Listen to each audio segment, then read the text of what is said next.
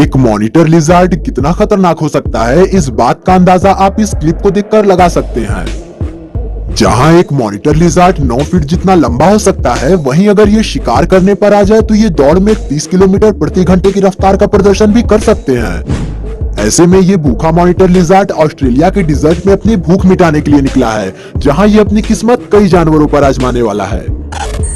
पहले तो ये एक नन्हे चूहे को अपना शिकार बनाता है जो इसके सामने फुदक रहा था,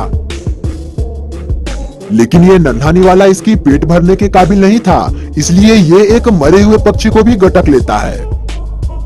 लेकिन अब बारी थी एक बड़े शिकार की जो इसका पेट भर सकता था।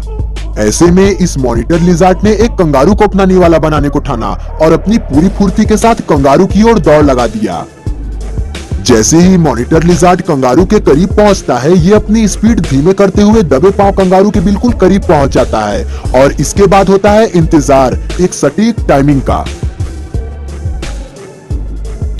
सही मौका देखते ही लिजार्ड ने कंगारू पर हमला कर दिया।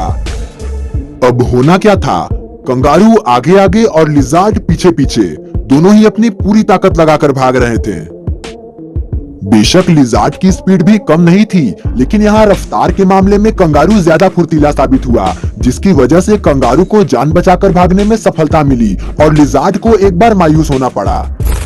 लेकिन भूख कहाँ मानने वाली थी, इस लिजार्ड को अपनी भूख तो मिटानी ही थी और इसी बीच इसकी नजर इसके पास से गुजर रहे सांप पर जा पड़ती है, जिसके बाद ये धीरे धीरे सांप की ओर आगे बढ़ने लगता है और देखते ही देखते इसके रफ्तार में तेजी आती है, जिसका परिणाम ये होता है कि ये उस सांप का शिकार करने में सफल हो जाता है। इस लड़ाई में चूहा और सांप भले ही हार गए, लेकिन कंगारू ने इस लिजार्ड को इसकी औकात याद दिला दी। वैसे इस सीन के बारे में आपका क्या ख्याल है? क्या लगता है आपको, यहाँ कौन जीतेगा? ये तो आप भी जानते हैं कि एकता में कितनी ताकत होती है और इस कहावत का एक उदाहरण आपको यहाँ देखने को मिलता है। यहाँ पहले तो एक शेर ने इस भैंसे को इसके अगले पैर की ओर से दबोच रखी थी, लेकिन एक भैंसे को अपनी ओर बढ़ता देख ये अपनी जगह बदल लेती है और अब इस भैंसे को इसके गर्दन से पकड़ लेती है। लेकिन धीरे धीरे भैंसों की टोली एकजुट होने लगती है और देखते ही देखते इस शेरनी के सामने भैंसों का एक बड़ा झुंड खड़ा हो जाता है। इस झुंड का एक भैंसा अपने साथी को पीछे से धक्का देता है ताकि वो कोई प्रतिक्रिया दे सके, लेकिन शेरनी की पकड़ इतनी मजबूत थी कि भैंसों की ये तरकीब भी उसके सामने नाकामयाब रही। अब भैंसों ने शेरनी को घेरने का प्लान बनाया जो काम कर गया। शेरनी को घेरते ही जैसे ही ये भैंसा आगे बढ़ता है, शेरनी भैंसे को छोड़कर दुम दबाकर भागती है। दोस्तों प्लीज हमें सब्सक्राइब करके अपना सपोर्ट दें। यहाँ एक रकून चिंपांजीज के झुंड में घुसने की गलती कर बैठा है। शायद रकून को यह नहीं पता था कि गुस्सैल प्रवृत्ति के मामले में चिंपैंजी सबके बाप होते हैं, लेकिन कोई बात नहीं, अब तो इसे यहाँ पता चल ही जाएगा।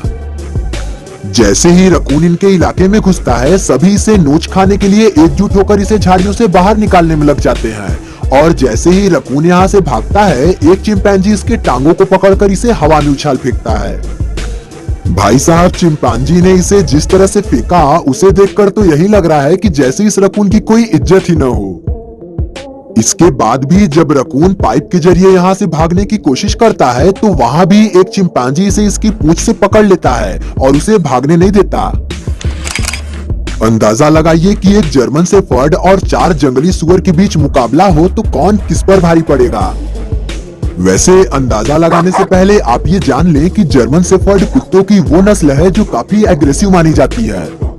अपने मालिक को लेकर ये काफी प्रोटेक्टिव होते हैं, लेकिन जब बात अजनबियों की आती है तो ये नस्ल किसी बला से कम नहीं होती।